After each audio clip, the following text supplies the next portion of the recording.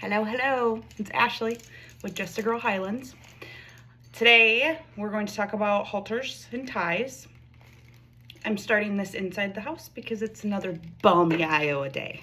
So, first and foremost, the one that I'm the most excited about that I haven't even used yet. This is Archie's show halter. This is the first class model. I bought it from Sullivan Supply. I bought black. The reason I got black was because I thought the brown might look not the best on his red coat. So, as you can see, it's a leather halter. Got the nose band and has the chain at the bottom. So, this is exactly how it will sit on him. This is his little nose piece right here. Okay, this goes underneath his chin. Have not used this yet. Obviously, I will work with him with this halter, but I want to keep it nice and in good shape so it's in my house. Some things go to the barn and they forget to get loved. I have experienced that with horse bridles and tack. Second, I have a tie out, a neck tie out. So the way that this works, let me make this bigger so it makes more sense. Okay, so it's just on a slip. So this will go around his neck,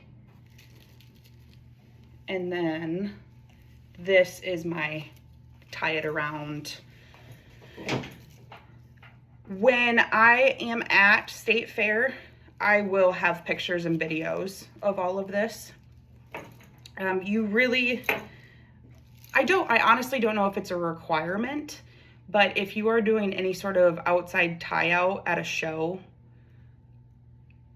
tie them two different ways. So he'll be tied with his rope halter, not a show halter. The show halter is strictly for in the show ring. That's it. So he will be tied with his rope halter that I use all the time, going one direction. This will be going another direction. So what you're doing is you're making a triangle. So then they're not constantly, I mean, they can move their body, but they can't move their head back and forth because they are going to be tied with other animals that are from other farms, you know, so you try to keep a distance and be respectful of everyone's livestock.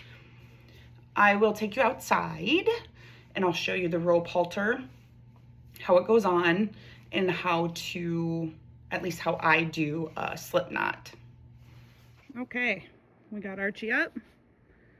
Nice and slow because it's a warm day. I don't want him stressed. So as you can see, I have him tied. So there's his normal head level. So I have him tied just a little bit higher for a lot of different reasons. One, when you show, you want his head to be up. Two, I don't want all that stuff in his, I mean, it kind of looks like it's in his face, but it's not. It's not horrible. I mean, I can flip it back here. He's tied with just a slip knot, so if something were to happen, I can untie that very quickly.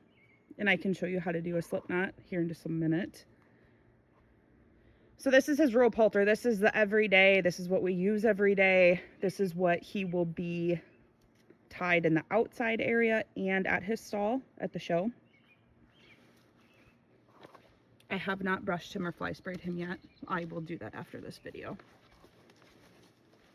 So the top part comes behind his ears.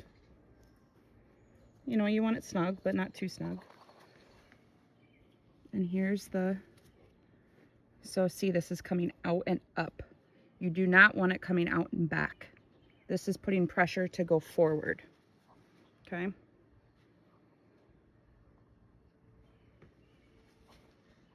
I bought this halter from Blaine's Farm and Fleet, one of my local farm stores. You can get them about anywhere. They're not very expensive. So this knot here, let me bring it back to the front.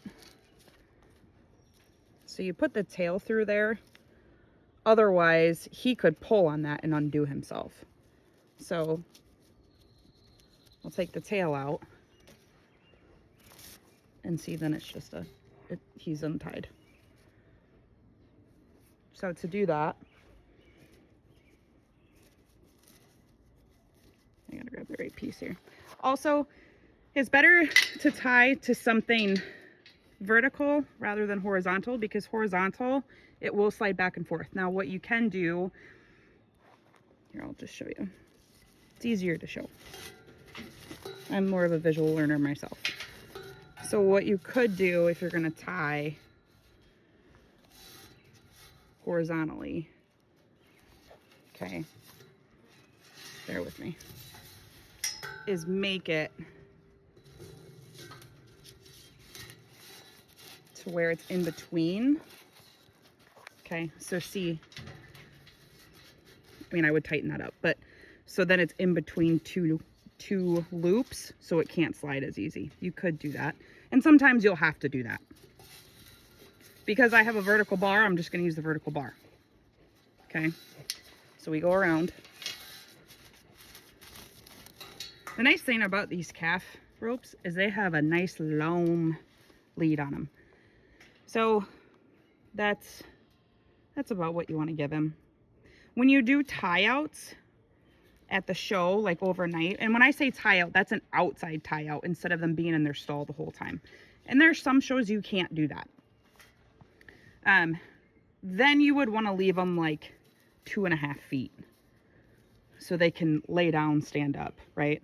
But I want him staying still. Okay. I'm going to try to hold my phone so you can see this and do this one-handed. Okay, so all I'm doing, that's more of a security thing. You don't have to do that.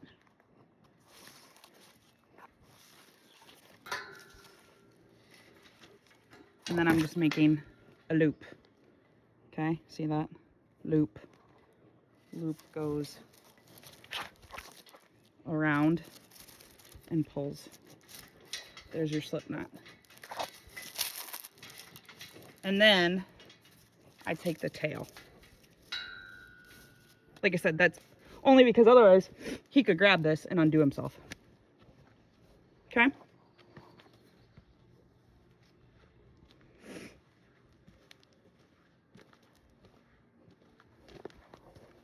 Looking good, buddy. Looking good. The other thing I wanted to say, for those that may not know, you're always on the left side of the animal. Okay, so I'm looking at him. I'm standing at his rump here. I will be leading on this side. So that is why it comes out and up. And that is, it's pressure points, essentially, is what it's doing. So it's hitting, see, now this is kind of all in his face. So it's hitting the pressure points here. It's hitting the pressure points here. Not that it hurts him, but I mean, they're a livestock animal. That's how you're going to get them to respond. Any bull calf over, I believe it's a year, 12 months. And I believe this is for any breed, not just Highlands, but I know for sure it is for Highlands. They have to have the nose ring to show them, which would go through his little nose septum right there. Okay. So tonight, I'm just gonna have him tied for a little bit while I feed my horses. And I'll brush him, I'll fly spray him, I will walk him, and we'll be done. What my plan is, a full bath, the whole shebang, that what I did in my other video, once a week. You also have to give them some rest. They are like kids, they're like toddlers. So, I mean, you can burn them out. It is better to work with an animal 10 to 30 minutes a few times a week than an hour one time a week. Okay? Like, you can burn them out and you can get frustrated. So yesterday, I actually did nothing with him yesterday. I didn't even fly spray him. I didn't tie him, nothing. I just let him be a cow in the pasture.